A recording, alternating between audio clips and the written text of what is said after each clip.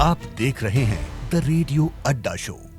Channel को subscribe करें and bell icon दबाएं सभी नोटिफिकेशंस पाने के लिए। नमस्कार, एक बार फिर से आप सभी का स्वागत है। आप देख रहे हैं द रेडियो अड्डा शो और मैं हूं आपका दोस्त आरजे दिलीप सिंह और आज फिर से एक बार नए एपिसोड में मेरे साथ है एक नए गेस्ट जिनसे आप मुलाकात कर चुके हैं पिछले एपिसोड में। तो हमारे साथ फिर से एक बार मौजूद है विशाल मेहता जी, जो एक पेशे से सीए हैं और साथ ही म्यूजिक में अपनी रुचि रखते हैं और सीख रहे हैं और 5वां लेवल क्रॉस कर चुके हैं। तो सर, एक बार फिर से आपका बहुत बहुत स्वागत है। Thanks once again Dilip ji. तो आपसे अब हम बात करेंगे आज के एपिसोड में टैक्सेशन से रिलेटेड। जरूर। विशाल जी, मेरे जहन में पहला सवाल यही है कि इंटरनेशनल टैक्स रेगुलर टैक्स से अलग कैसे है? सो बेसिकली ऐसा है कि रेगुलर टैक्स तो आपको जब फाइलिंग करनी है, जब आप यहाँ रहते हो या जिस भी मुल्क में आप रहते हो, हम इंडिया को लेकर चलते हैं।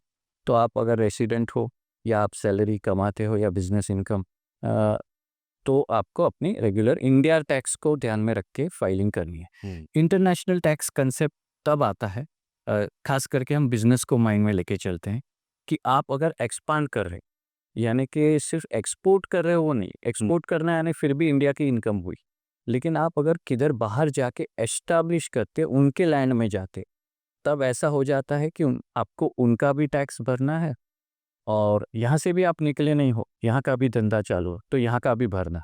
तो सबसे पहला सवाल, अरे क्या मुझे 2 टैक्स भरने हैं? तो नहीं।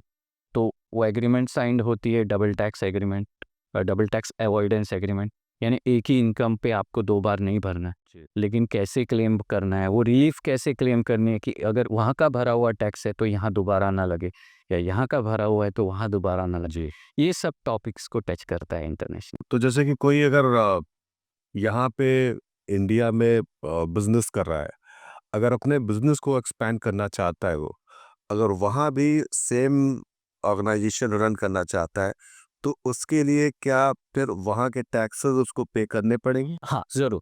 तो वो जो interplay between 2 domestic tax laws on country, उसी को इंटरनेशनल टैक्स बोलते हैं और वो इंटरप्ले लिखा जाता है डबल टैक्स अवॉइडेंस एग्रीमेंट में, जो दोनों गवर्नमेंट ने साइन किया होता है ताकि एक ट्रेड बढ़े। क्योंकि फाइनली ऑब्जेक्टिव क्या है दोनों ही गवर्नमेंट का, स्पेशली डेवलपिंग नेशंस का, कि वो 2 कंट्रियों के बीच वो ऐसा प्रोत्साहन दे या इंकरेजमेंट दे बिजनेसमैन को कि वो कमा सके। अगर दोनों जगह टैक्स लग गया तो वो डिस्करेजमेंट हो। But to answer your question, tax लगता तो ज़रूर है उस कंट्री में भी, लेकिन फिर यहाँ जितना वहाँ लगा उतना यहाँ की गवर्नमेंट रिलीफ दे देती है। ओके, तो सर जैसे कि किसी को कंपनी स्टार्ट करनी है दुबई में और उसको टैक्स से बचना है, तो कैसे करे?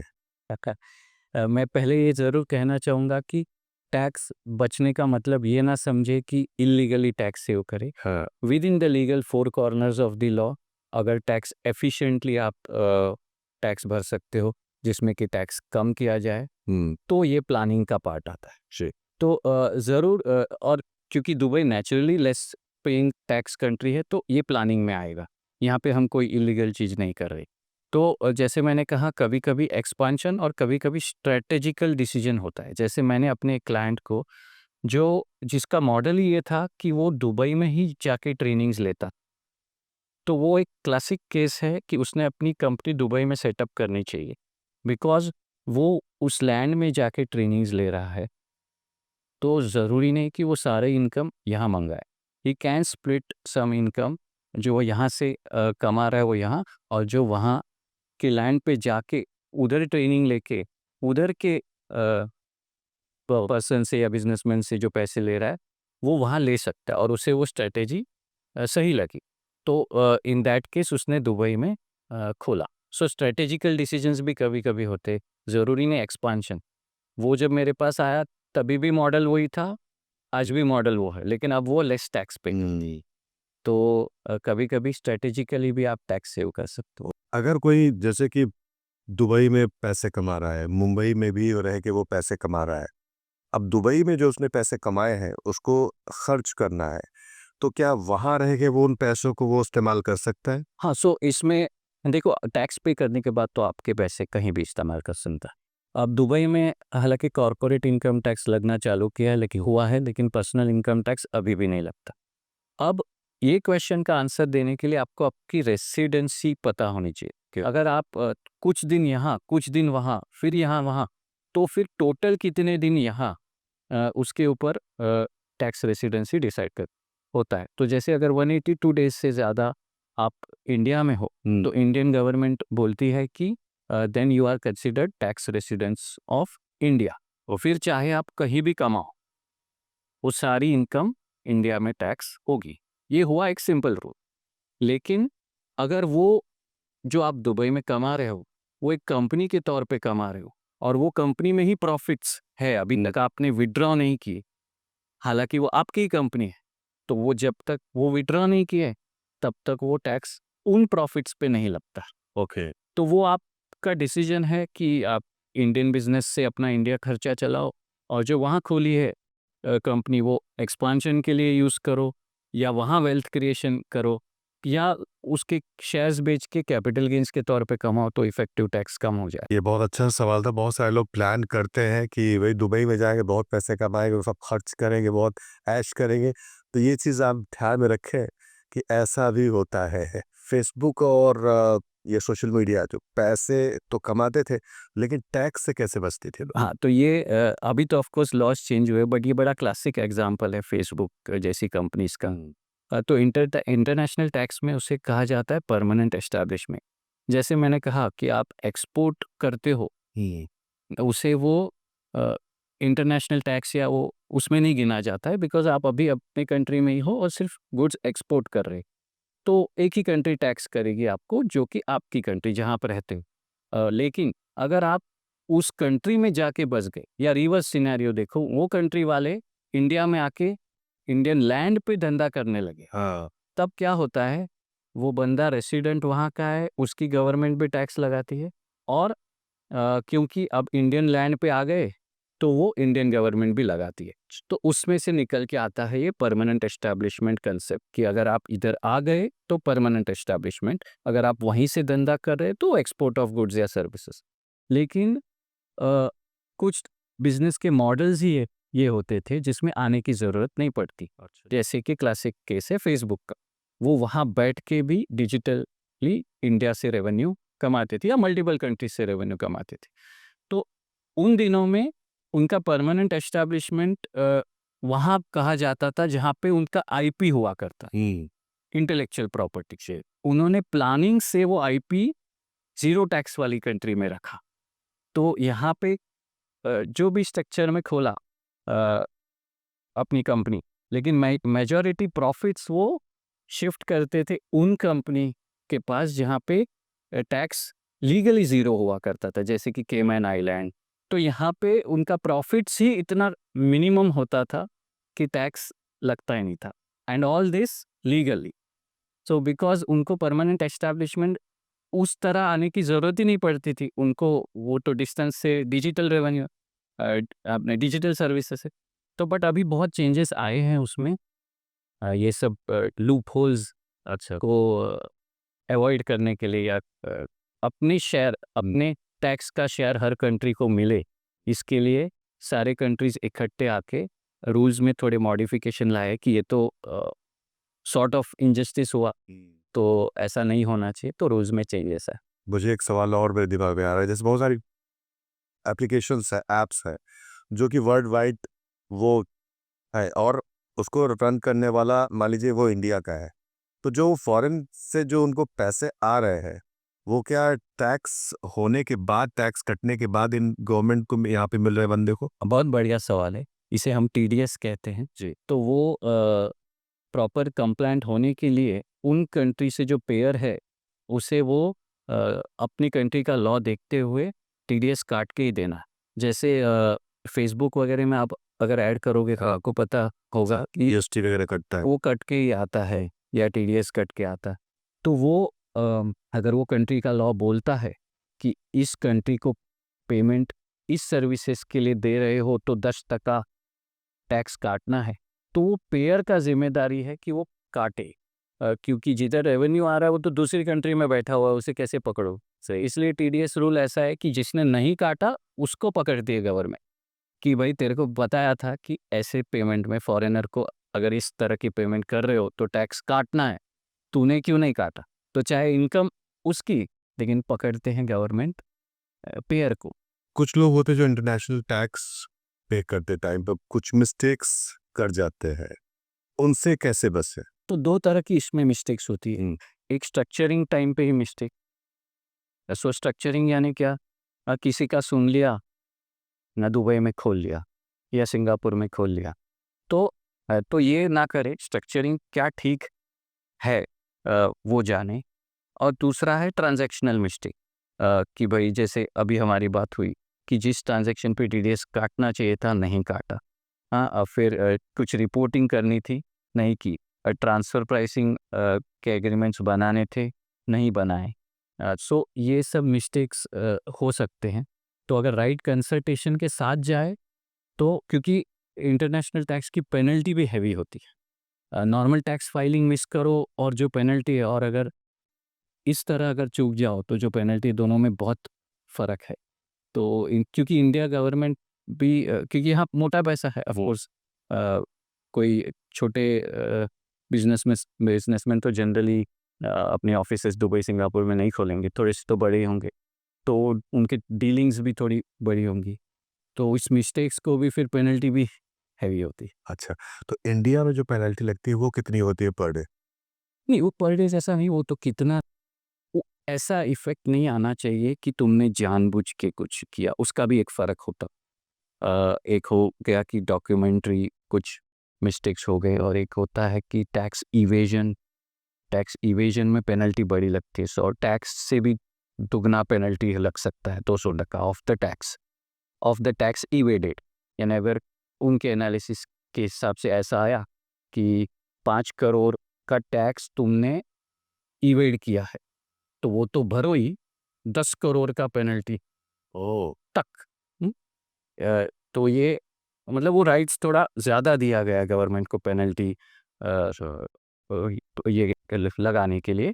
ऑफ कोर्स एसएससी को भी अपने राइट से लड़ने के लिए, कि नहीं मेरी गलती नहीं थी, या उसका पॉइंट रखने के लिए। अच्छा, जैसे कभी-कभी हो जाता है कि टैक्स पे करने में लेट कर देते हैं या आईटीआर लेट सबमिट करते हैं, तो उसमें क्या पेनल्टी लगती है? हाँ, तो ये हो गया लोकल कंप्लायंस वाला बात। तो जिसमें अगर डेट मिस हो जाती है तो अभी इंडिया में 5000 की पेनल्टी है। बट फिर भी आप टैक्स फाइल कर सकते हो, तो वो हो गया सिर्फ लेट फाइलिंग वाला पेनल्टी।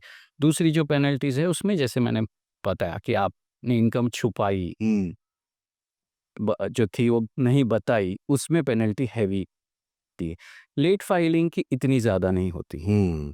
तो सर ट्रांसफर प्राइसिंग क्या है? थोड़ा-सा इस पे हाइलाइट करें। सो ये ऐसा है कि जब आप एक ओनर हो और आपने अपनी कंपनी खोली, आप या समझ लो आपके पार्टनर, ज़्यादा तौर पे क्या होता है, वही 2 पार्टनर दूसरे कंट्री में भी अपनी कंपनी खोलते हैं। जी। तो और फिर उन 2 कंपनियों के बीच भी डीलिंग्स होते हैं। कभी-कभी ऐसा हो सकता है कि पहले आपकी कंपनी आपके उस फॉरेन कंट्री के कंपनी को बेचती है और फिर वहाँ से आउटसाइडर्स को बेचती है, या रिवर्स। अब इसके बिजनेस रीजंस हो तब तक ठीक है। इसको प्रॉफिट शिफ्टिंग के लिए यूज़ करे अगर, तो गवर्नमेंट उस पे ध्यान देना चाहती है कि क्योंकि you have a control over both the companies, आप ये ना करो कि हाई टैक्स कंट्री से लो टैक्स कंट्री पे प्रॉफिट शिफ्ट करो, क्योंकि दोनों ही बेबी आपका है। तो आप तो और डिसीजन मेकर भी आप हो, तो आप हो सकता है कि समझ लो India high tax paying country मानी जाती और दुबई लो टैक्स पेइंग। और अगर आपने ऐसा कुछ अरेंजमेंट किया कि ज़्यादातर प्रॉफिट वहाँ शिफ्ट किए, कैसे? Via invoicing. So Dubai company ने इंडियन कंपनी को इनवॉइस कर लिया और प्रॉफिट वहाँ शिफ्ट हो गई। बताया क्या, एज़ इफ़ कि अरे इनवॉइस किया तो मैंने इसमें क्या गलत किया? तो गलत ये किया कि भैया ट्रांसफ़र प्राइसिंग लॉज़ के हिसाब से करो। यानी क्या? कि तुम्हारा व्यवहार ऐसा होना चाहिए जैसा कि अगर 2 अनरिलेटेड पार्टी करती, तो क्या इस भाव पे करती? और वो कैसे टेस्ट करेंगे? तो उसके लिए अगेन एक्सपर्ट्स होते हैं हमारे जैसे, जो उसको आप जैसे कंपनी जैसे आप सॉफ्टवेयर में हो, तो सॉफ्टवेयर वाली इंडस्ट्री का नॉर्मल इस ट्रांजैक्शन पे क्या प्रॉफिटेबिलिटी होता है, उससे कंपेयर करेंगे और फिर उस प्राइस पे आएँगे और फिर हम आपकी कंपनी को बोलेंगे कि हाँ, आप दोनों जो रिलेटेड कंपनी है, वो इस प्राइस पे व्यवहार करो तो गवर्नमेंट नहीं पकड़ेगी, वरना उसे लगेगा कि आपने प्रॉफिट शिफ्ट किया। चलिए सर, हम अब इंटरनेशनल से वापस आते हैं अपने देश की तरफ। Sure. तो सर, डोमेस्टिक टैक्स फाइलिंग क्या है? बस वही मतलब डोमेस्टिक यानी आपको अपने रेगुलर रिटर्न्स फाइल करने और उसके कई एडवांटेजेस हैं और नहीं किए तो पेनल्टीज़ भी हैं। तो आप अगर एक इनकम के ऊपर है तब तो आपको कंपल्सरी करना है, जो कि है 5 लाख, और अगर उसके बिलो भी है, मैं ये कहूँगा कि आप फाइलिंग करना चालू करें जब से पैन लेने की उम्र आई है, आपके थोड़ी बहुत भी इनकम है, क्योंकि उसके कहीं और भी एडवांटेजेस होते हैं। कभी आपको लोन लेनी है तो कभी भी वो 1 साल का इनकम टैक्स रिटर्न नहीं मांगते, वो 3 साल का मांगते हैं। 3 साल, और सडनली आपको लोन लेनी है तब आप कैसे पीछे 3 साल के करोगे? कभी कभी अपॉर्चुनिटी होती है एक साथ 2 फाइल करने की, लेकिन 3 नहीं।